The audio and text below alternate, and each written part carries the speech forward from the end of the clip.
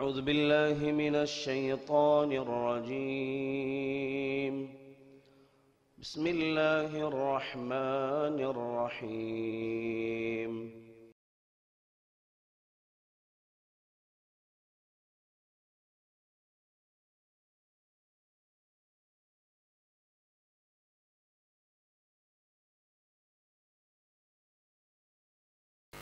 السلام عليكم ورحمة الله وبركاته.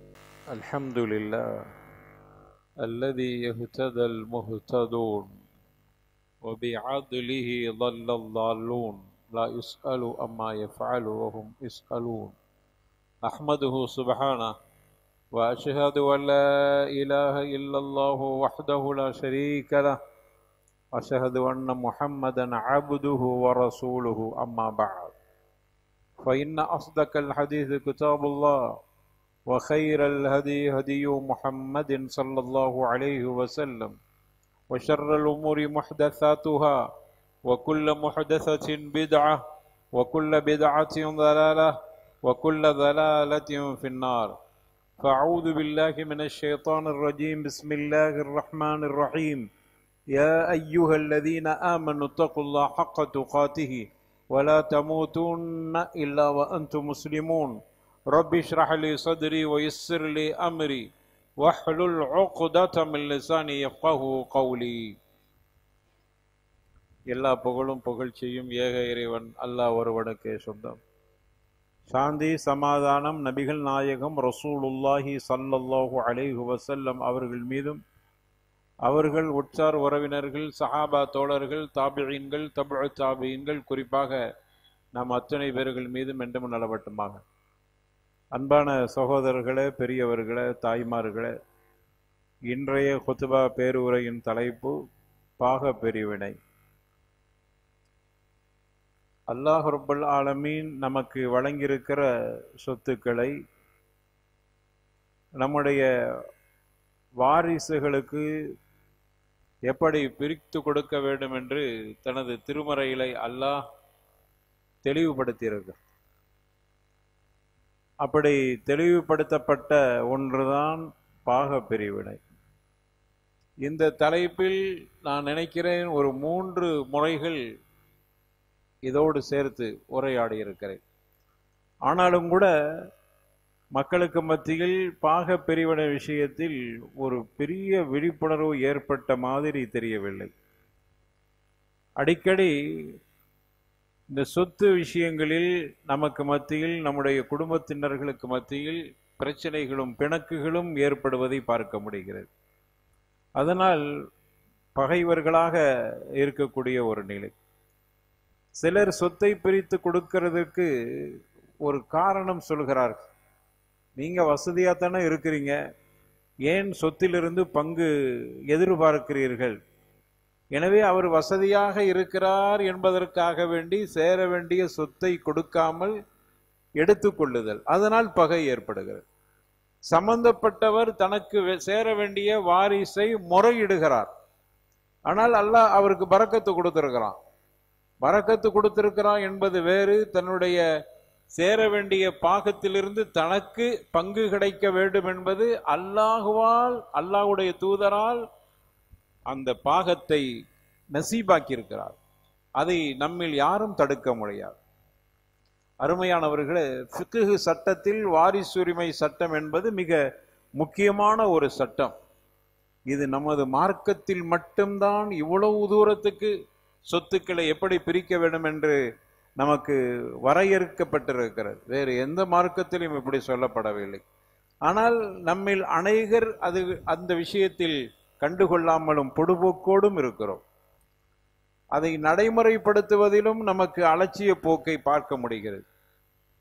நிறைய சொத்துக்களை சம்பந்தப்பட்டவர்கள் பிரித்து கொடுக்காத காரணத்தால் ஏழ்மையில் இருக்கிறார். சில பேர் சாப்பாட்டுக்கு கூட கொஞ்சம் கஷ்டப்படுகிறார். அவர்களுக்கு கடன் வாங்கி செலவழிக்கிற நிலை. ஆனா அவருக்கு சேர வேண்டிய வாரிசு சொத்து, பல சொத்துக்கள் வர வேண்டியிருக்கிறது. அந்த சொத்தை முறையாக பிரித்து கொடுத்தாலே அவர் அதை கொண்டு தன்னுடைய ஜீவனாம்சத்தை ஓட்டி கொண்டிருப்பார். இப்படிப்பட்ட ஒரு நிலையை நம்ம பார்க்கிறோம். சொத்தை போலதான் பிரிச்சு தர முடியாது. என்று அதை தேக்கி வைத்து தேக்க நிலையில் அவர் வறுமையில் வாடுகிறார். தனக்கு ஏதாகிலும் கிடைத்தால் போதும் என்கிற ஒரு நிலைக்கு வந்து விடுகிறார். இப்படியான ஒரு நிலையெல்லாம் நம்மால் பார்க்க முடிகிறது. நிறைய சொத்துக்கள் பூர்வீக சொத்து பிரிக்கப்படாமலே இருக்கிறது. சில நேரங்கள்ல பாக பிரிவினை கணக்குகள் எங்கள்கிட்ட வரும்போது பார்க்கிறோம், முனாசகாத், வாப்பாட அவருடைய முன்னோர்களுடைய சொத்தை பிரிக்கப்படவில்லை. அவர்களில் எத்தனையோ பேர்கள் மரணித்து விட்டார். பாகம் கிடைக்க வேண்டியவர்கள் மரணித்து விட்டார். பிரித்து கொடுக்கிற பொழுது அவருடைய பிள்ளையின் பிள்ளை பேர பிள்ளை வாங்கிட்டு போறார். ஆனா அவரு ஹயாத்தா இருக்கிற வரைக்கும் கஷ்டப்பட்டு இருக்கிறார். அன்னைக்கே பிரித்து கொடுத்திருக்கலாம் அல்லவா? இதெல்லாம் நான் கற்பனையில சொல்லவில்லை. இப்படியான ஒரு நிலை இன்னைக்கு நம்முடைய சமூகத்தில் இருக்கிறது. எனவே அவ்வப்போது சம்பந்தப்பட்டவர்கள் மரணித்து விட்டால் யார் யாருக்கு சொத்து கிடைக்குமோ அதை குறைவாகவோ நிறைவாகவோ பிரித்து கொடுத்து விடுங்கள். அது அப்படியே போட்டு வைத்து காலங்கள் கடந்த பிறகு பிரித்து கொடுக்கிற பொழுது யாரோ வாங்கிட்டு போறாங்க. பாக பிரிவின் அடிப்படை நான் ஒரு சில உதாரணங்களை இங்க சொல்லுகிற பொழுது உங்களுக்கே தெரியும். அப்படி நம்ம பிரித்து கணக்கு போட்டு கொடுக்கும் பொழுது சம்பந்தப்பட்டவர் சொல்றாரு, சம்பந்தம் இல்லாத ஒருத்தருக்கு கிடைத்திருக்கிறது. அவர் அப்படி நினைக்கிறார், அவங்களெல்லாம் இல்லாதனால அவருக்கு கிடைக்குது. சம்பந்தம் இல்லாதவர் ஒருவர் கிடைக்கிறார். ஆனால் தன்னுடைய சொத்திலிருந்து பங்கு கிடைத்திருந்தால் அவர் வாழுகிற பொழுது நல்ல வாழ்ந்திருப்பாரு. சில நேரங்கள்ல மாத்திரை மருந்துக்கு கூட எங்கள்கிட்ட கையேந்தினாரு. இப்ப அவருடைய வாரிசின் வாரிசின் வாரிசு இன்னைக்கு அந்த பங்கை எடுத்துட்டு போறார். இது எவ்வளவு பெரிய ஒரு அநீதம் பாருங்க. அப்போ இப்படியெல்லாம் நீங்க கிடப்புல போட்டுறாதீங்க. அந்த சொத்துக்களை அவ்வப்போது பிரித்து கொடுங்க. ஷரியத் அதுக்கு தான் வச்சிருக்கு. உங்களுடைய பிள்ளைகளை நீங்கள் கையேந்திரவர்களாக ஆக்கிவிடக்கூடாது. அதனால வாரிசு, அதனால தானே சொத்து சேர்த்து வைத்திருக்கிறாங்க, அதனால தானே சொத்து சேர்க்கப்படுகிறது. நம்ம போகும்போது கபருக்கு அந்த சொத்தை கொண்டுட்டு போறோம். நம்முடைய பிள்ளைகள் நாளைக்கு கையேந்திரக்கூடாது. ஆனால் அவர் வாழுகிற பொழுது குடும்பத்தார்கிட்ட வெளியில போவே இல்லை. பார்க்க நல்ல அழகான ஒரு ஆடை உடுத்திருப்பார், நல்ல உணவு, அல்ஹம்துலில்லாஹ். ஆனால் அவருக்கு தேவை மாத்திரை மருந்து செலவு இவைகளுக்கு தன்னுடைய சொந்தங்களில் யாருக்கிட்டையாவது கையேந்திர நிலை.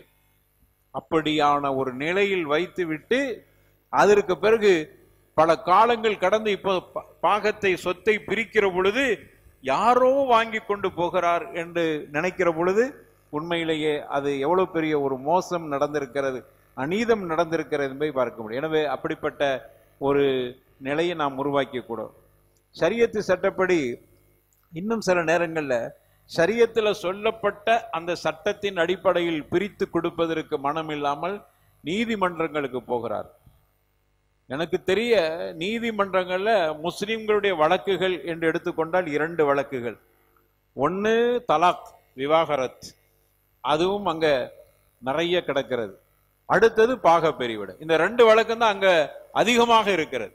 இந்த 2 சம்பந்தப்பட்டது நம்முடைய குர்ஆனும் ஹதீஸும் அவ்வளவு தெளிவாக சொல்லி இருக்கிறது.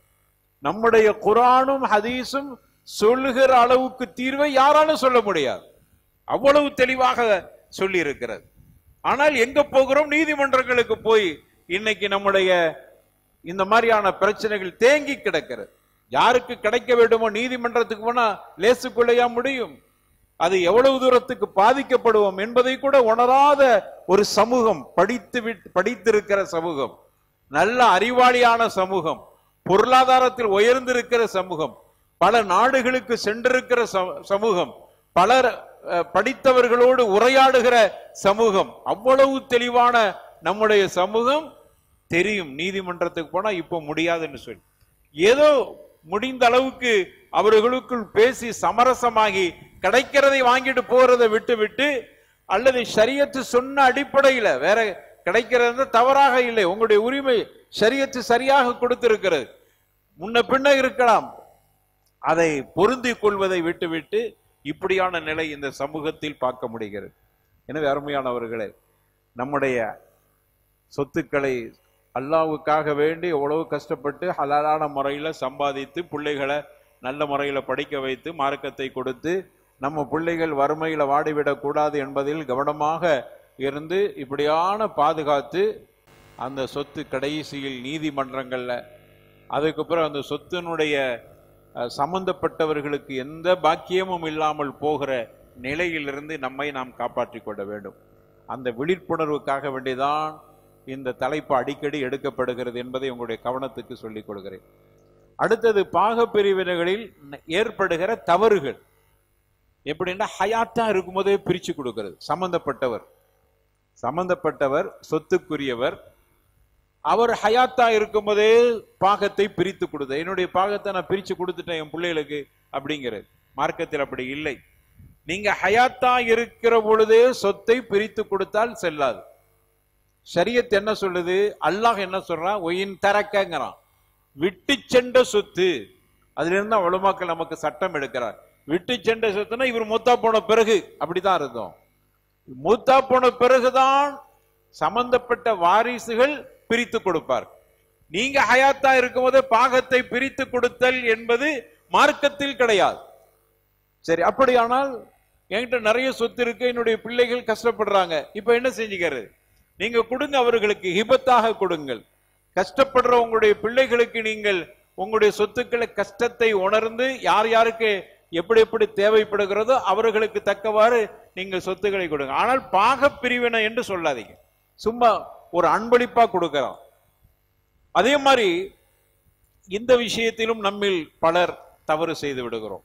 அதே போன்று சிலர், நம்ம ஊரை பொறுத்தவரையில பெண் பிள்ளைகளுக்கு மட்டும்தான் சொத்து கொடுக்கிறது. வீடு, வாசல், தோட்டம், துறவு இதெல்லாம் பொம்பளை பிள்ளைகளுக்கு. இங்க இருந்து அங்க வரைக்கும் வீடு, அது அப்படியே பொம்பளை பிள்ளைக்கு எழுதி வச்சிருக்கு. ஆம்பளை பிள்ளைகளுக்கு சொத்தில் எந்த பங்கும் கிடையாது. உம்மாட சொத்திலே இல்லை, வாப்பாட சொத்திலே எந்த பங்கும் இல்லை. அப்படியான நிலை. வாப்பா ஏதாவது சம்பாதித்திருந்தா கிடைக்கும். வீடு உம்மாட வீடு, அவங்க வாப்பா அந்த பிள்ளைக்கு கொடுத்தது. கல்யாணமான பிறகு அவரு அந்த பொம்பளை தன்னுடைய மகளுக்கு கொடுத்து விடுகிறார். அவங்க தன்னுடைய மகனுக்கும் அதிலிருந்து பங்கு கிடைக்குமே என்பதை அந்த தாயும் உணர்றது இல்லை. அப்ப இப்படிப்பட்ட ஒரு தவறும் நம்மில் நடப்பதை பார்க்க முடிகிறது. அதே மாதிரி இன்னும் சிலர் என்ன செய்யறாங்கன்னா, தன்னுடைய சொத்தை பிரித்து கொடுக்காம கடைசி காலத்தில் என்னை யாரு கவனிக்கிறார்களோ அவர்களுக்கு இந்த சொத்து அப்படின்னு வசியத்து செஞ்சார். இதே முதல்ல செல்லாது. கடைசியில 2 புள்ள இருக்குதுன்னா இவங்க சொல்லிடுறது, என்ன கடைசி காலத்துல நீங்க உங்களை யாரு என்னை கவனிச்சுக்கிறீங்களோ அவங்களுக்கு தான் இது அப்படின்னு சொல்றது. இது முதல்ல செல்லாது, செல்லுபடி ஆகாது.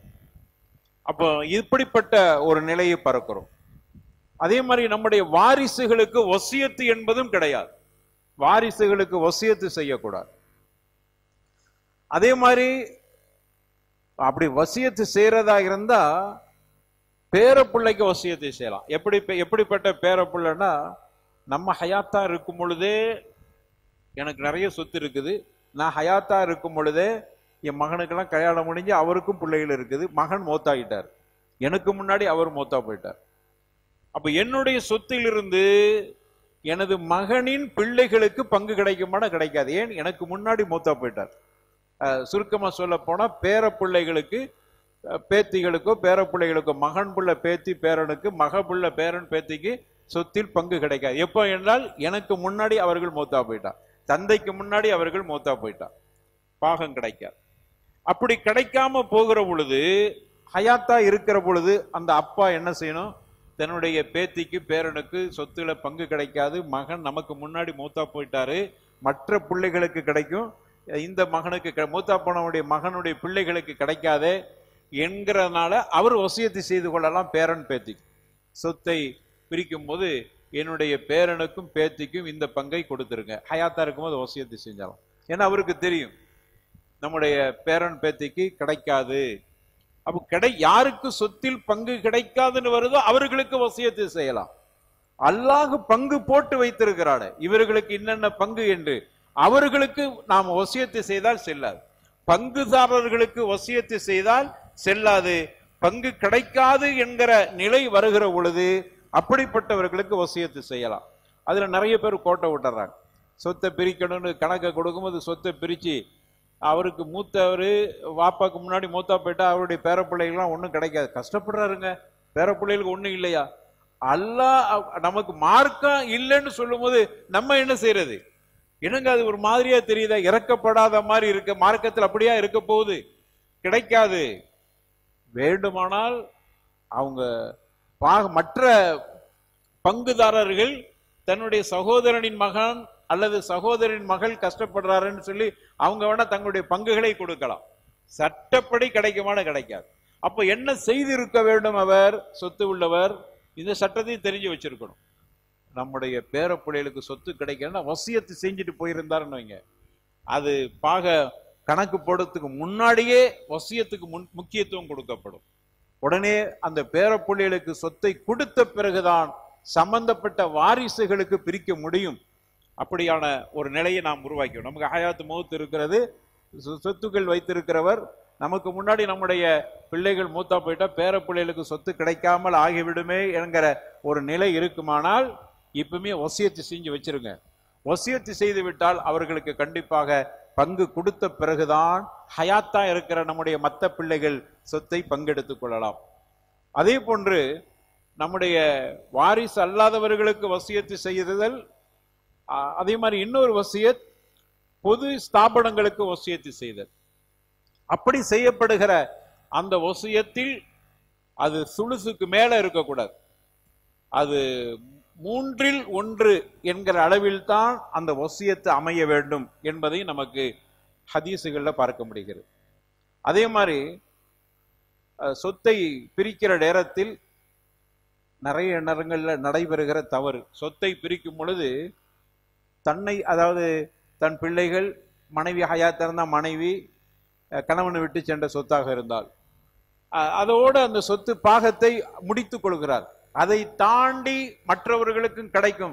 சில நேரங்கள்ல அவர்கள் யார் என்பதை கண்டுகொள்வதே இல்லை. நம்ம என்ன நினைச்சுக்கிறோம்னா, என்னுடைய வாப்பாட சொத்து எனக்கு என்னுடைய சகோதர சகோதரிகளுக்கு உம்மா இருந்தா உம்மாக்கு கிடைக்கும், அவ்வளவுதான். அதை தாண்டி வேற யாருக்காவது கிடைக்குமா என்பதை நம்முடைய மார்க்கம் வரையறுத்து சொல்லி இருக்கிறது. அந்த பாகத்தையும் கொஞ்சம் பார்க்க வேண்டும். சில நேரங்களில் அவர்களும் புறக்கணிக்கப்படுகிறார்கள். எனவே அதையும் நாம் கவனத்தில் வைத்துக் கொள்ள வேண்டும். ஆக பாக பிரிவினை பற்றி குர்ஆன்ல 4வது அத்தியாயம் 7 முதல் 14 வரைக்கும், அதே மாதிரி 4வது அத்தியாயத்தில் 176வது ஆயத்துல, சூரத்து அன்பால் 8ல 75வது அத்தியாயம், சூரத்து அஹ்ஸாப்ல 33, அஹ்ஸாப் 33ல 6வது ஆயத்து ஆகிய இடங்களில் பாக பிரிவினை பற்றி சொல்லப்பட்டிருக்கு. அல்லாஹ் ரப்பல் ஆலமீன் சொல்லுகிற பொழுது தில்க ஹுதூதுல்லாஹ், இது அல்லாஹ்வின் வரம்பு என்று சொல்கிறான். அல்லாஹ் போட்ட கட்டளை. ஒமை யுத்இல்லாஹ வரசூலஹ், பாக பிரிவினையை சரியா செய்யலைன்னா என்ன தண்டனை என்பதையும் அல்லாஹ் சொல்லுகிறான். பாக பிரிவினையை சரியா செஞ்சாதான் சொர்க்கம் என்றும் சொல்லுகிறான். நம்ம தொழுகை இபாதத்தோட நமக்கு சொர்க்கம் கிடைத்துன்னு நம்ம நினைச்சிடக்கூடாது. அதே மாதிரி அல்லாஹ் சொன்னா தில்க ஹுதூதுல்லாஹ், அல்லாஹ் இப்படி யார் யாருக்கு எவ்வளவு கிடைக்கும் என்று பாக பிரிவினை செய்து வைத்திருக்கிறானோ அவைகள் அல்லாஹ்வுடைய வரம்புகளாக இருக்கிறது. யார் அல்லாஹ்வுக்கும் ரசூலுக்கும் கட்டுப்படுகிறார்களோ யுத்கிலுல் ஜன்னாத்தின் தஜ்ரி மின் தஹ்தி அல்-அன்ஹார், அவர்களை நான் சொர்க்கத்தின் நுழைய செய்வேன். அங்கு நதிகள் ஓடிக்கொண்டிருக்கிறது, நிரந்தரமாக இருப்பார். அதுதான் ஒரு மகத்தான வெற்றி என்று அல்லாஹ் சொல்கிறான். ஒமை யஸில்லா, தொடர் வசனத்தில் சொல்றான், ஒமை யஸில்லா வரசூலா, அல்லாஹ்வுக்கு ரசூலுக்கு யார் மாறு செய்கிறார்கள், பாக பிரிவினையை சரியா செய்து கொடுக்காமல் இருக்கிறார், அதான் மாறுங்கிறான் அல்லாஹ். அல்லாஹ்வுக்கு ரசூலுக்கு யாரு மாறு செய்கிறார்கள், அல்லாஹ்வுடைய வரம்பை மீறியவர்களாக அவர் பார்க்கப்படுகிறார். நரகத்துக்குள் நுழைவார், நிரந்தரமாக இருப்பார், அவருக்கு இழிவான வேதனை இருக்கிறது என்று ரப்பல் ஆலமீன் தனது திருமறையில குறிப்பிட்டு சொல்கிறார். எனவே அருமையானவர்களே, நம்முடைய சொத்துக்களை சரியான முறையில் பிரித்து கொடுக்காவிட்டாலும் நமக்கு நரகம் என்பதை மறந்துவிடக்கூடாது. அந்த சரியாக பிரித்து கொடுப்பது சொர்க்கத்துக்கு போகிற ஒரு வழி என்பதையும் இந்த வசனங்கள் நமக்கு தெரிவிக்கிறது. நம்முடைய சொத்துக்களை மரணத்திற்கு பிறகு அல்லாஹ் போட்டிருக்கிற கணக்கின்படி, அல்லாஹ் ஒரு கணக்கு போட்டிருக்கான். இதுல இருந்து நமக்கு தெரியுது, நாம் சம்பாதித்த சொத்து, ஆனா நான் யார் யாருக்கு எவ்வளவு கொடுக்கணும் என்பதை அல்லாஹ் கணக்கு போட்டு சொல்கிறான். எனக்கு எந்த அதிகாரம் இல்லை, மூத்தா போயிட்டேன்னா அந்த சொத்தில் எனக்கு எந்த உரிமையும் இல்லை. இவருக்கு கொடுங்க, இவருக்கு கொடுக்காது, எனக்கு பிடிக்காத பிள்ளைக்கு கொடுக்காதீங்கன்னு சொல்வதற்கு எனக்கு அதிகாரம் இல்லை. ஷரியத்து சட்டத்தின்படி தந்தை தன்னுடைய பிள்ளைகளுக்கு சொத்தை கொடுக்க மாட்டேன் என்று அவர் ஏதாவது உயில் எழுதி வைத்து விட்டு போனால் அது செல்லாது. சட்டப்படி தன்னுடைய பிள்ளைகளுக்கு சொத்து சேர்ந்து விடும். அவருக்கு பிடிக்காத பிள்ளைகளாக இருந்தாலும் சரி. காரணம் என்ன தெரியுமா? அல்லாஹ் கணக்கு போட்டு வைத்து விட்டான் யார் யாருக்கு என்ன கிடைக்கும் என்பதை. ஏன்? நான் சம்பாதித்த சொத்து, நான் கஷ்டப்பட்டு சம்பாதித்தேன், ஆனா அல்லாஹ் கணக்கு போடுறான். காரணம் என்னவென்றால், உன்னுடைய சொத்து அல்ல அது, அல்லாஹ் தந்தது. அல்லாஹ் எப்படி கணக்கு போட்டிருக்கோ அப்படித்தான் நீ கொடுக்க வேண்டும். எனவே ஹயாத்தா இருக்கும்போது நம்முடைய பிள்ளைகளுக்கு அன்பளிப்பு கொடுக்கிறோம். ஆம்பளை பிள்ளை பொம்பளை பிள்ளை அன்பளிப்பு கொடுக்கிற பொழுது ஆணுக்கு 2 பெண்ணுக்கு 1 என்கிற அடிப்படையில் அன்பளிப்பு கொடுக்க முடியாது. மௌத்தா போன பிறகுதான் சொத்தை பிரிக்கிற பொழுது பெண்ணுக்கு கிடைக்கிற பாகம் போன்று 2 பங்கு ஆணுக்கு கிடைக்கும். அது மரணத்துக்கு பிறகுதான். ஹயாத்தா இருக்கிற பொழுது ஒரு தந்தை தன்னுடைய பிள்ளைகளுக்கு இருக்கிற சொத்துக்களை அவர் அன்பளிப்பாக கொடுக்க விரும்பினால் எப்படி கொடுப்பது? ஆண் பிள்ளைக்கும் பெண் பிள்ளைக்கும் சமமாகவே கொடுக்க வேண்டும். அதுல நீதி அல்லாஹ்வுடைய தூதர் சொன்னாங்க, அதிலு பைன அவுலாதிக்கும், உங்களுடைய பிள்ளைகள்கிட்ட நீங்க நீதமாக நடந்து கொள்ளுங்கள். அதிலு பைன அப்னாயிக்கும், உங்களுடைய ஆண் பிள்ளைகள்கிட்ட நீதமாக நடங்க. மொத்தத்துல பிள்ளைகள், இன்னொரு ஹதீஸ்ல ஆண் பிள்ளைகள்கிட்டையும் நீதமாக நடந்து கொள்ளுங்கள். இதை வைத்துத்தான் சொத்தை ஹயாத்தாக இருக்கிற பொழுது பங்கு வைக்கிற பொழுது சம அளவில் கொடுக்க வேண்டும். ஆணுக்கும் பெண்ணுக்கும் சம அளவில் கொடுக்க வேண்டும். இப்படி ஒரு நீதமாக நடந்து கொள்ள வேண்டும். சரி, ஒரு மனிதன் சொத்தோடு ஏகப்பட்ட சொத்து இருக்கிறது, மரணித்து விட்டார். மரணித்த பிறகு பிள்ளைகள் பங்கு வைத்துக் கொள்வார்கள். பங்கு வைப்பதற்கு முன்னால் கவனிக்க வேண்டிய சில அம்சங்கள். சொத்தை பங்கு வைப்பவர்கள் முதல்ல ஜனாசா அடக்கக்கூடிய செலவினங்கள் அவருடைய அந்த சொத்தில் இருந்து தான் எடுக்கும். அப்ப அதுக்குன்னு ஒரு பங்கு எடுத்துக்கொள்ள வேண்டும். அடுத்தது கவனிக்க வேண்டிய விஷயம், கடன் இருக்கிறதா? கடன் 2 வகை. அல்லாஹ்வுக்கு செலுத்த வேண்டிய கடன் இருக்கும், அடியார்களுக்கு செலுத்த வேண்டிய கடன் இருக்கும். அல்லாஹ்வுக்கு செலுத்த வேண்டிய கடன் என்றால், ஹஜ்ஜுக்கு போகிறதுக்காக இருந்தாரு, ஆனா அவர் போகாம மூத்தா போயிட்டார். இப்ப சொத்தை பிரிக்க முன்னாடி இருக்கிற காசுல இருந்து முதல்ல அவருடைய ஹஜ்ஜை நிறைவேற்ற வேண்டும். அதற்குண்டான செலவுகளை முடித்த பிறகுதான் அதுக்கு மிச்சம் இருந்தா தான் பங்கு. அது வரைக்கும் பங்கு கொடுக்க முடியாது. காரணம், அல்லாஹ்வுடைய ஹக்கை அவர் நிறைவேற்றாமல் மூத்தாயிட்டார். அல்லது நேர்த்திக்கடன் ஒண்ணு பண்ணாரு, அந்த நேர்த்திக்கடத்தை நிறைவேற்ற இல்லை, நமக்கு தெரியுது, பிள்ளைகளுக்கு தெரியுது நேர்த்திக்கடன், அது கடன், அல்லாஹ்வுக்கு செலுத்த வேண்டிய கடன். அதுக்கு உண்டான அந்த தொகைகளை செலவழித்த பிறகு ஒண்ணுமே மிச்சம் இல்லைன்னா பிள்ளைகளுக்கு பங்கு இல்லை. அந்த கடனை கொடுத்த பிறகுதான், நேர்த்திக்கடத்தை நிறைவேற்றிய பிறகு மிச்சம் இருந்தால்தான். அல்லது ஜக்காத்து விஷயத்திலே தந்தை கொடுக்காமல் பாக்கி வைத்திருக்கிறார், எழுதி வச்சிருக்கிறார். போன ஆண்டு ஜக்காத்து 10 லட்சம் ரூபாய் கொடுக்க வேண்டி இருந்தது, கணக்கு பார்த்ததில் அது நாங்க பின்னாடி கொடுக்கலாம் அப்படின்னு எழுதி வச்சிருக்கிறார். கொடுக்கப்படவில்லை, நமக்கு தெரியுது கொடுக்கப்படவில்லைன்னு தெரியுது. இப்போ அந்த கடனை, அந்த ஜக்காத்தை அடைத்த பிறகுதான் மிச்சம் இருக்கிற சொத்துக்களை தான் கணக்கு பார்த்து பங்கெடுத்துக் கொள்ள வேண்டும். அப்ப இதெல்லாம் கவனிக்க வேண்டியது. அவருடைய ஜனாசாவுடைய செலவுக்கு அடுத்தது கடன், யாருக்காவது கடன் கொடுக்கணும், அல்லது அல்லாஹ்வுடைய கடமைகளை நிறைவேற்ற தவறி இருந்தால் அந்த கடன். மூன்றாவதாக அவர் வசியத்து செஞ்சிருக்கிறாரான்னு பார்க்கணும். வசியத்து செய்தால், வசியத்தை நம்ம ஏற்கனவே சொல்லியிருக்கிறோம், வசியத்து 3இல் 1, அதை மட்டும் நிறைவேற்றிய பிறகு மிச்சம் இருக்கிறது, அதுக்கு பிறகுதான் வாரிசுகளுக்கு பங்கு கிடைக்கும். இவைகளையெல்லாம் நிறைவேற்றிய பிறகு மிச்சம் இருப்பதை தான் வாரிசுகள் பங்கெடுத்துக் கொள்ள வேண்டும். அதே மாதிரி வசியத்து யாருக்கெல்லாம் நம்ம செய்யலாம் அப்படிங்கிறத ஏற்கனவே ஒரு குறிப்பு ஒன்று கொடுத்தேன். அதே போன்று வசியத்து செய்கிற பொழுது நம்ம இன்னொரு விஷயத்தையும் பார்க்கணும். மரண வேளையில இருக்கிறார், அவருக்கு தந்தையும் இருக்கிறது, தந்தையும் இருக்கிறார், பாட்டன். ஆனா இவர் நினைக்கிறார் நம்ம மூத்தா போயிடுவோண்டு, அந்த அளவுக்கு அவர் உயிருக்கு போராடுற ஒரு நிலை. இப்போ இவர் வசியத்து செய்கிறார். யாருக்கு செய்யலாம்டா, அதாவது பாட்டனுக்கு செய்யலாம், அப்பாக்கு, வாப்பாட வாப்பாக்கு இந்த சொத்திலிருந்து ஒரு பங்கு கொடுத்து விடுங்கள். எப்ப என்றால் என்னுடைய வாப்பா ஹயாத்தா இருந்தார். ஏன்னா என்னுடைய வாப்பா ஹயாத்தா இருக்கும் பொழுது மகனுடைய சொத்திலிருந்து வாப்பாக்கு பங்கு கிடைக்கும், வாப்பாக்கு பங்கு கிடைக்காது, பாட்டனுக்கு பங்கு கிடைக்காது. அதனால் பங்கு கிடைக்காத பாட்டனுக்காக வேண்டி நம்ம வசியத்து செஞ்சுக்கலாம். வாப்பாக்கு தான் சட்டப்படி கிடைத்து போகுமே என்னுடைய பங்கு, என்னுடைய சொத்தில் இருந்து. ஆனா தந்தையின் தந்தைக்கு கிடைக்காது என்கிற காரணத்தால் அவர் வசியத்து செய்து கொள்ளலாம். அல்லது அவர் தந்தையோடு கூட பிறந்த சகோதரர்கள், சாச்சப்பா பெரியப்பா அப்படின்னு இருக்கிறாங்க, வாப்பா கூட பிறந்த சாச்சப்பா பெரியப்பா, அவர்களாக இருந்த அவர்களுக்கு வசியத்து செய்யலாம்.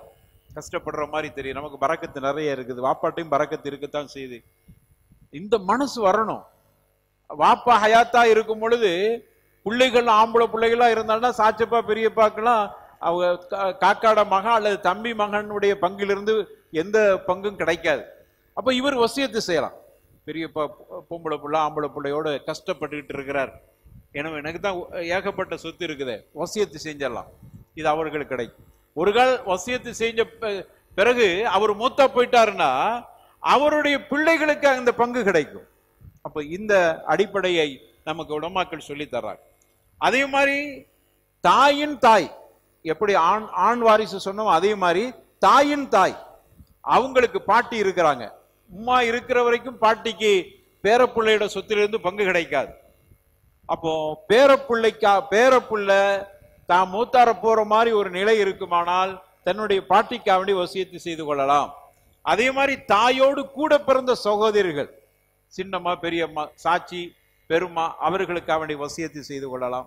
அதே மாதிரி தந்தையின் சகோதரிகள், மாமி, வாப்பா கூட பிறந்த மாமி கஷ்டப்படுற மாதிரி தெரியுதுன்னா அவர்களுக்கு அவனை வசியத்து செய்யலாம்.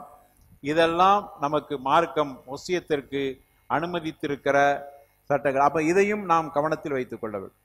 சரி, சொத்தில் யாருக்கெல்லாம் பங்கு கிடைக்கும், இதெல்லாம் சுருக்கமா நம்ம தெரிந்து வைத்துக் கொள்ளக்கூடிய ஒரு சட்டங்கள். மகன், தந்தை சொத்து மகனுக்கு பங்கு கிடைக்கும். மகன், அதே மாதிரி மகனின் மகன், தந்தை, பாட்டன், அதே மாதிரி உடன் பிறந்த சகோதரன், அதே மாதிரி தந்தையின் தந்தை வழி சகோதரன், அவருக்கும் கிடைக்கும். தந்தை வழி சகோதரன், வாப்பா இன்னொரு கல்யாணம் முடிச்சு அவங்களுக்கு பிள்ளை இருக்கலாம். அதே மாதிரி உம்மா வழியில் உண்டான சகோதரர், அதே மாதிரி உடன் பிறந்த சகோதரின் மகன், அவருக்கும் கிடைக்கும். இதுகளெல்லாம் யார் யாருக்கு எப்போ எப்போ யார் இருந்தால் கிடைக்கும் கிடைக்காதுங்கிற ஒரு விரிவான சட்டம் இருக்கிறது. யாருக்கெல்லாம் நம்ம பாக பிரிவினை செய்கிற பொழுது இவர்கள்லாம் உரிமை பெற்றவர்கள் அப்படிங்கிறத புரிஞ்சுக்கிறோம். நம்ம நிறைய பேரு நம்மளோட முடித்துக் கொள்கிறோம். யாருக்கெல்லாம் கிடைக்கும் பாருங்க, உடன் பிறந்த சகோதரனின் மகனுக்கும் கிடைக்கும் சில நேரங்கள்ல. அதே மாதிரி தந்தை வழி சகோதரின் மகனுக்கும் கிடைக்கும். அதே மாதிரி தந்தையின் சகோதரருக்கும் கிடைக்கும். அதே மாதிரி தாயின் தந்தை வழி சகோதரர்களுக்கும் கிடைக்கும். அதே மாதிரி தந்தையின் தந்தை வழி சகோதரன் மகன்களுக்கும் கிடைக்கும். இதெல்லாம் நம்ம யோசித்தே பார்ப்பதில்லை. கணவனுக்கும் கிடைக்கும். இது ஆண் வாரிசுல. பெண்கள்ல யாருக்கு கிடைக்கும்? மகள், அதே மாதிரி தாய், மகனின் மகள், தாயின் தாய், அதே மாதிரி தந்தையின் தாய், சகோதரி, சகோதரினா உடன் பிறந்த சகோதரி, தந்தை வழி சகோதரி, தாய் வழி சகோதரி, மனைவி, இவர்களெல்லாம் பெண்களில் பாகம் பிரிவினை கிடைக்கக்கூடியவர்கள். அதே மாதிரி ஒருவர் சொத்தை வைத்து விட்டு மரணித்து விட்டார், அவருக்கு ஆண் பிள்ளைகள் இருக்குமானார், 2 ஆம்பளை பிள்ளை இருக்குதுன்னா அவர் அந்த சொத்தை ஆளுக்கு பாதியை பிரித்து எடுத்துக்கிடுவாங்க. ஆண் பிள்ளை பெண் பிள்ளை இருக்குமானால் ஆண் பிள்ளை பெண் பிள்ளைகளுக்கு கிடைக்கிற பாகம் போன்று 2 மடங்கு ஆண் பிள்ளைகளுக்கு கிடைக்கும். உதாரணமா 2 ஆம்பளை பிள்ளை இருக்கிறார், 2 பெண் பிள்ளை இருக்கிறாங்க. வாப்பாட சொத்து பிரிக்க போகிற பொழுது அம்மா இல்லை, யாருமே இல்லை அப்படி என்று சொன்னால் அங்கு ஆண் பிள்ளைகள் 2 பேருக்கும் பங்கு கிடைக்கும். அதே மாதிரி பெண் பிள்ளை 2 பேருக்கு கிடைக்கும். 2 பேருக்கு 2 பங்கு கிடைக்கும். மொத்த சொத்திலிருந்து 2 பங்கு. ஆனால் இவர்களுக்கு பெண் பிள்ளைகளுக்கு கிடைத்த அந்த பங்கு போன்ற 2 மடங்கு அவர்களுக்கு கிடைக்கும். அப்போ மொத்த சொத்தை 6 பங்காக போட்டு இவர்கள் ஆண் பிள்ளைகள் இருவர்களும் ஆளுக்கு 2 2ஆக எடுத்துவிட்டு இந்த 2 பெண் பிள்ளைகளுக்கு மிச்சம் இருக்கிற 2ஐயும் அவர்கள் கொடுப்பார்கள். இப்படி பாகம் பிரித்துக் கொள்ளுதல். ஒரு பெண் பிள்ளை மட்டும்தான் இருக்கிறார் என்றால் பெற்ற தந்தையினுடைய சொத்திலிருந்து பகுதி அந்த பெண் பிள்ளைக்கு கிடைச்சு, மிச்ச பகுதி சகோதரர்கள் யாராவது இருந்தால் அவர்களுக்கு கிடைக்கும். அதே போன்று ஒரு பெண் பிள்ளையை தாண்டி 2ஓ 3ஓ இருக்குமானால் 3இல் 2 கிடைக்கும். ஆண் பிள்ளை இல்லைன்னா, ஆம்பளை பிள்ளை இல்லை, பொம்பளை பிள்ளையா இருக்கிறாங்கன்னா 1ஐ தாண்டி இருந்தால் மூன்றில் 2 அந்த பிள்ளைகளுக்கு பங்கு கிடைக்கும். இதையெல்லாம் நம்ம கவனத்தில் வைத்துக் கொள்ள வேண்டும். ஆனா இந்த சொத்தை எல்லாம் பிரிக்க முன்னாடி அஸ்ஹாபுல் ஃபுரூத் என்று சொல்லுவாங்க. அஸ்ஹாபுல் ஃபுரூத்னா அல்லாஹ் யார் யாருக்கு எவ்வளவு கிடைக்கும் என்று ஒரு கணக்கு சொல்லி இருக்கிறான். அது ஆம்பளை பிள்ளைக்கும் பொம்பளை பிள்ளைக்கும் அப்படி சொல்ல இல்ல. ஆம்பளை பிள்ளைக்கு எவ்வளவு கிடைக்கும் யாராலும் சொல்ல முடியாது. பொம்பளை பிள்ளைக்கு எவ்வளவு கிடைக்கும் சொல்ல முடியாது. இதை மட்டும் சொல்றோம், பெண்ணுக்கு கிடைக்கிற பங்கு மாதிரி 2 மடங்கு, அவ்வளவுதான். எவ்வளவு தொகை எவ்வளவு சொல்ல முடியாது. ஆனால் பெற்றோர்களாக இருந்தால், தாய் இருக்கிறார், தந்தை இருக்கிறார், ஒருவருக்கு அவர் மரணிக்கும் பொழுது அவங்களாம் இருக்கிறாங்கன்னா அவங்களுக்கு இவ்வளவுன்னு அல்லாஹ் நிர்ணயம் பண்ணி சொல்லிட்டான். மனைவி இருக்கிறாள் என்றால் அவளுக்கு இவ்வளவுதான். மனைவி மரணித்து மனைவி விட்டு போன சொத்தாக இருந்தால், தந்தை இருக்கிறார் என்றால் தந்தைக்கு பிள்ளை இல்லைன்னா எவ்வளவு, பிள்ளைகள் இருந்தால் எவ்வளவு, இதை அல்லாஹ் கணக்கு சொல்லிட்டான். அதனால சொத்தை நம்ம பிரிக்கிறதுக்கு முன்னாடி, பிள்ளைகள் சொத்தை எடுப்பதற்கு முன்னால் இங்கு நாம் கவனிக்க வேண்டிய விஷயம், மரணித்தவர் விட்டு சென்ற சொத்தை பிள்ளைகள் பிரித்தெடுப்பதற்கு முன்னால் மனைவி இருக்கிறாங்களா பார்க்கணும். அது மனைவினா தன்னுடைய தாய் இருக்கிறாங்களா பார்க்கணும். தாயுடைய பங்கு எவ்வளவோ அந்த பங்கை கொடுத்த பிறகுதான், அதற்கு பிறகுதான் நம்மளுடைய பிள்ளைகள் இருந்தால் தாய்க்கு 8இல் 1 கிடைக்கும். அப்ப முதல்ல 8இல் 1 தாய்க்கு கொடுத்த பிறகு மிச்சம் இருக்கிறது தான் ஆண் பிள்ளையும் பெண் பிள்ளையும் அவர்கள் பங்கெடுத்துக் கொள்வார்கள். அப்ப அந்த கணக்கை முதல்ல முடித்துக் கொள்ளவும். அதே மாதிரி விட்டு சென்றவர்களுடைய தாய் இருந்தால், தாயோ தந்தையோ இருந்தால் 6இல் 1 அவர்களுக்கு கொடுத்தது போகதான் பிள்ளைகள் பிரித்தெடுக்கணும். அதையும் கவனத்தில் எடுக்க வேண்டும். நிறைய பேர் அந்த விஷயத்துல இல்லாம பிள்ளைகளும் முதல்ல பங்கெடுத்துட்டு அப்புறம் ஏதாவது தொழித்து விடுறது. அது கொடுக்கிற அல்லாஹ் போட்ட கணக்கு இல்லை, ஏதாவது கொஞ்சம் கொடுத்துக்கிறது பரக்கத்துக்கு. அப்படி அல்ல, முதல்ல தாய்க்கு கொடுத்த பிறகு என்ன அல்லாஹ் அந்த கணக்கு அல்லாஹ் சொல்லிட்டான். அவர்களுக்கு 6இல் 1 கொடுத்த பிறகு அதற்கு பிறகு மிச்சம் இருக்கிற பகுதியை நீங்கள் எடுத்துக்கொள்ளலாம். ஒரு உதாரணத்துக்கு சொல்ல வேண்டுமானால், ஒருவர் மரணிக்கிற பொழுது அவருக்கு தாய் இருக்கிறார், மனைவி இருக்கிறார், 2 ஆண் பிள்ளை 1 பெண் பிள்ளை. இப்படியான நிலையில் அவர் மரணித்திருக்கிறார். இப்ப சொத்தை பிரிக்கிற பொழுது தாய்க்கு 6இல் 1, மனைவிக்கு 8இல் 1 போக, இதெல்லாம் கொடுத்த போக மிச்சம் இருக்கிற அந்த பங்கை தான் ஆண் பிள்ளை 2 பேரும் பெண் பிள்ளை ஒருவரும் இருக்கிறார், அவங்க பாகத்தை எடுத்துக்கொள்ள வேண்டும். அப்ப மொத்த சொத்தை 240 பங்குகளாக போட்டு அதில் 40 தாய்க்கு கொடுத்த பிறகு, மனைவிக்கு அந்த 240 8இல் 1 வரும்போது 30 கொடுத்த பிறகு மிச்சம் இருக்கிற 177 அவர் மகளுக்கு 34 என்கிற பங்கை எடுத்துக்கொள்வார். 2 ஆண் பிள்ளை இருக்கிறாங்க, பெண்ணுக்கு கிடைத்த 34 மாதிரி 2 பங்கு என்பது வருகிற பொழுது 68 ஒரு ஆண் பிள்ளைக்கு கிடைக்கிறது, 2 ஆண் பிள்ளைக்கும் 136, ஆக மொத்தத்தில் 240. இப்படித்தான் இந்த சொத்துக்களை பிரிக்கிற பொழுது இப்படியான ஒரு கணக்கை நமக்கு மார்க்கம் சொல்லி தருகிறது. ஆனா இந்த மாதிரியான விதிமுறைகளை மீறுகிற பொழுதுதான் அங்கு பிரச்சனைகள் ஏற்படுகிறது. யார் யாருக்கு எவ்வளவு கிடைக்க வேண்டும் என்பதை நம்முடைய மார்க்கம் அவ்வளவு தெளிவாக சொல்லியிருக்கிற இந்த சந்தர்ப்பத்தில் இவைகளை மீறுகிற பொழுது நாம் நீதிமன்றங்களுக்கு போக வேண்டிய நிலை, கடைசியில் யாருக்கும் எந்த பயனும் இல்லாமல் ஆகிற ஒரு நிலை இருக்கிறது. எனவே அல்லாஹ் வரையறுத்து சொல்லுகிற அந்த அடிப்படையில் பாகங்களை பிரித்து நமக்கு மத்தியில் சுமூகமான ஒரு ஒற்றுமையை, ஒரு நல்ல நிலையை ஏற்படுத்திக் கொள்வோம். அல்லாஹ் ரப்பல் ஆலமீன் அப்படிப்பட்ட நல்ல கூட்டத்தை நம்மை சேர்த்தருவானாக. வாஹிர் தஅவானா அல்ஹம்துலில்லாஹி ரப்பில் ஆலமீன். அல்ஹம்துலில்லாஹ் வஸ்ஸலாத்து வஸ்ஸலாமு அலா ரசூலில்லாஹ் வ அலா ஆலிஹி வ ஸஹ்பிஹி அஜ்மஈன். அம்மா பஅத். அன்பான சகோதரர்களே, பெண்களுக்கு பங்கு கொடுக்கிற விஷயத்தில் ஜாகிலியா காலத்தில் சொத்தில் பங்கு இல்லை. ஜாகிலியா காலத்தில் இஸ்லாம் வந்துதான் பெண்களுக்கு சொத்தில் பங்கு இருக்கிறது என்று கொடுத்தது. ஆனாலும் கூட இன்று வரைக்கும் விமர்சிக்கப்படுகிறார். இன்று வரைக்கும் விமர்சிக்கப்படுகிற ஒரு சட்டம், பெண்களுக்கு இஸ்லாம் சொத்தில் பங்கு கொடுக்கிறது என்ற அந்த நிறைவை கொச்சைப்படுத்த வேண்டும் என்பதற்காக வேண்டி விமர்சிக்கப்படும். அவங்க மதங்கள்லையோ அல்லது அவங்களுடைய சட்டங்களிலோ பெண்களுக்கு சொத்தில பங்கு என்பது நவீன சட்டம், அவர்களுடைய மதத்தில் உள்ள சட்டம் அல்ல, நவீன சட்டம். ஆனா இஸ்லாம் மார்க்க சட்டமாக சொல்லி இருக்குது. ஆனால் இந்த குறை மதியாளர்கள் என்ன செய்யறாங்கன்னா விமர்சிக்கிறாங்க.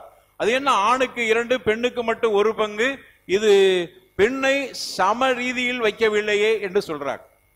முதல்ல நம்ம அதுக்கு தெளிவான பதில் நம்முடைய மார்க்கத்தில் இருந்தாலும், எல்லா நேரங்களிலும் பெண்களுக்கு குறைவும் ஆண்களுக்கு கூடுதல் அப்படின்னு நினைச்சுக்கிறாதீங்க. எந்த அளவுக்குன்னா நம்முடைய மார்க்கத்தை அறியாததுனால சில பேர் அப்படி நினைச்சுக்கிட்டு இருக்கிறாங்க. ஆனா உள்ளபடியாக என்ன தெரியுமா, நம்முடைய மார்க்க நமக்கு சொல்லி தருகிற சட்டங்கள்ல அதிகப்படியாக 4 நிலையில 4 வகையான நிலையில ஆணுக்கு கிடைக்கிற மாதிரி சமபங்க பெண்ணுக்கும் கிடைக்கிறது 4 நிலைகள்ல. அதே மாதிரி 8 நிலைகள்ல ஆணுக்கு கிடைக்கிற மாதிரி சமநிலையிலே பெண்ணுக்கு கிடைக்கிறது. 10 இடங்கள்ல 10 வகையான நிலைகளில், இந்த நிலைகள் இருந்தாலும் வாரிசுகள் முன்ன பின்ன அவர் இல்லை இவர் இருந்தார் அப்படிங்கிற மாதிரி வரும் பாருங்க, அதான் நிலை. 10 நிலைகளில் ஆண்களை விட பெண்களுக்கு கூட கிடைக்கிறது. அதையெல்லாம் எங்க போய் நீங்க அப்போ என்னன்னா இஸ்லாமிய வாரிசுரிமை சட்டத்தை பற்றி சரியாக அவர்கள் படிக்காதனால சொல்றாங்க. பெண்களுக்கு சில நேரங்கள்ல ஆண்களை விட கூடுதல் பங்கு கிடைக்கிறது. அப்ப இஸ்லாம் இந்த இடத்தில் மட்டும்தான், தந்தையின் சொத்தில் பாக பிரிவினை செய்கிற பொழுது மட்டும்தான் ஆண் பிள்ளைகளும் பெண் பிள்ளைகளும் கலந்து பிறந்திருந்தால் பெண் பிள்ளைகளுக்கு கிடைக்கிற பங்கை போன்ற 2 மடங்கு ஆண் பிள்ளைக்கு கிடைக்கும். எப்படின்னா இந்த இடத்தில் மட்டும்தான். ஆனால் பெரும்பகுதி இடங்களில் ஆணை விட பெண்ணுக்கு கூடுதல் கிடைக்கிற இடங்களும் இருக்கிறது. சில நேரங்களில் ஆணுக்கும் பெண்ணுக்கும் சமமா கிடைக்கிற ஒரு நிலையும் இருக்கிறது. இதை பெரும்பகுதி தவற விட்டுவிட. அதே மாதிரி இன்னொரு இடத்துல என்னன்னா இந்த முனாசகாத்துன்னு சொல்லுவாங்க. இதுவும் நம்ம ஊர்ல கவனிக்க தவறிய பகுதி. அதை மட்டும் சுட்டி காட்டி என்னுடைய உரையை முடித்துக் கொள்கிறேன். அருமையானவர்களை, ஒரு சொத்தை பிரிக்கிறாங்க, ரொம்ப நாள் சென்று பிரிக்கிறாங்க. பிரிக்கிற பொழுது கணவனின் சொத்திலிருந்து மனைவிக்கு ஒரு பங்கு, கால் பகுதி கிடைக்கிறது. பிள்ளையே இல்லை, மனைவிக்கு கால் பகுதி கிடைக்கிறது, வாரிசே இல்லை. ஆனால் அதை வாங்கிறதுக்கு மனைவி இல்லை, மனைவி மௌத்து. ஏன்னா நம்ம பிரிக்கிறது எப்படின்னா 2வது 3வது தலைமுறையில பிரிக்கிறாங்க, மனைவி மௌத்து. இப்போ மௌத்தா போயிட்டாங்கன்னா நம்ம சொத்தை பிரிக்காம இல்லை, அவங்களுக்கு பங்கு கொடுத்து அந்த பங்கு அவருடைய வாரிசு கொடுத்து, அவருடைய வாரிசு மௌத்தா போயிட்டா அவருடைய வாரிசு என்று இப்படி எல்லாம் பிரிச்சு தான் கொடுக்க வேண்டியது. அப்ப அந்த மனைவிக்கு அந்த பங்கை கொடுக்கிறோம். கொடுத்த மனைவி இல்லை, பிள்ளையும் இல்லை. இப்ப யாரு அந்த சொத்துக்கு வாரிசு யாரு அப்படின்னு பார்த்தா மனைவியின் சகோதரர்கள் வாரிசாவாங்க. மனைவியின் கூட பிறந்த சகோதரர், ஆண் சகோதரனும் வாரிசு, சகோதரியும் வாரிசாவாங்க. சரி, இப்போ அப்படி தேடி பார்க்கிற பொழுது சகோதரனும் சகோதரியும் இந்த சகோதரிக்கு முன்னால், யாருக்கு சொத்துக்குரியவளாக இருக்கிறாளோ அந்த சகோதரிக்கு முன்னால் இந்த இருவர்களும் மரணித்து விட்டார்கள். இப்ப என்ன செய்யறது? அவர்களுக்கு முன்னாடி, சொத்துக்குரியவர்களுக்கு முன்னாடி இவங்க 2 பேரும் மூத்தா போயிட்டாங்க. அப்போ நமக்கு உலமாக்கள் ஒரு சட்டம் சொல்றாங்க. அப்ப இந்த பாகத்தை என்ன செய்யறது? இதை சகோதரியும் சகோதரனுடைய மகனும் இப்பொழுது இருக்கிறார், சகோதரி மகனும் இருக்கிறார், சகோதரன் மகனும் இருக்கிறார்.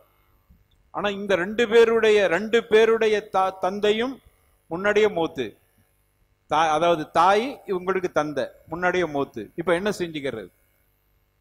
நம்ம அந்த சொத்தை ஆண் வாரிசு பிள்ளைகளுக்கு மட்டும் கொடுக்க வேண்டும். 2 பேரும் இவர்களுக்கு முன்னால் மரணித்தார். சகோதரனின் பிள்ளைகள் இன்னைக்கு இருக்கிறாங்க, அவங்க அதை வாங்கிட்டு போறாங்க. அதை நான் ஆரம்பத்திலே சொன்னேன், உரியவர்கள் பயனடைய முடியாமல் யாரோ வாங்கிட்டு போறாங்க பாத்தீங்களா? அவருடைய பிள்ளையின் பிள்ளை தான் இப்ப வாங்குறார், வாங்கிவிட்டார்.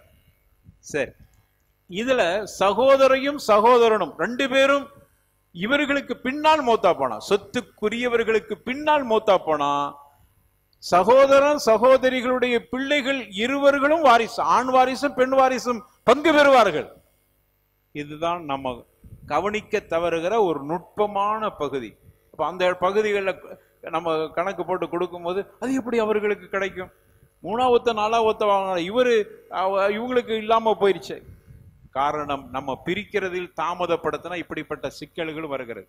எனவே அருமையானவர்களே, இவைகளை எல்லாம் கவனத்தில் வைத்து நமது மார்க்கம் நேர்த்தியான சட்டத்தை சொல்கிறது. தந்தையின் சொத்திலிருந்து பெண் பிள்ளைக்கு குறைவாக கிடைக்கிறதுக்கு காரணம், தந்தை ஹயாத்தா இருக்கிற வரைக்கும் அந்த பெண் பிள்ளையை தந்தை கவனித்துக் கொள்கிறார். கல்யாணம், அதாவது ஒரு கால் தந்தை மரணித்து விட்டால் சகோதரன் கவனித்துக் கொள்கிறான்.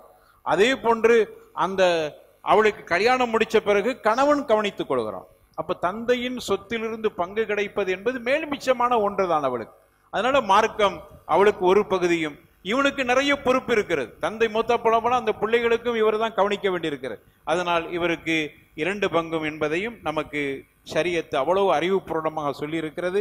இவைகளை கவனத்தில் வைத்து நம்முடைய பாக பிரிவினை சரியாக செய்து கொண்டால் நாம் ஷரியத்தில் சரியாக நடந்து கொண்டோம். இல்லை என்றால் ஷரியத்தை மீறுகிற பொழுது அல்லாஹுடைய தண்டனை கடுமையாக இருக்கும். அல்லாஹ் அதிலிருந்து நம்மை காப்பாற்றுவானாக. ஆகிர் தஅவானா அனில் ஹம்துலில்லாஹி ரப்பில் ஆலமீன் வலதிக்ருல்லாஹி அக்பர் வல்லாஹு யஅலமு மா தஸ்னஊன்.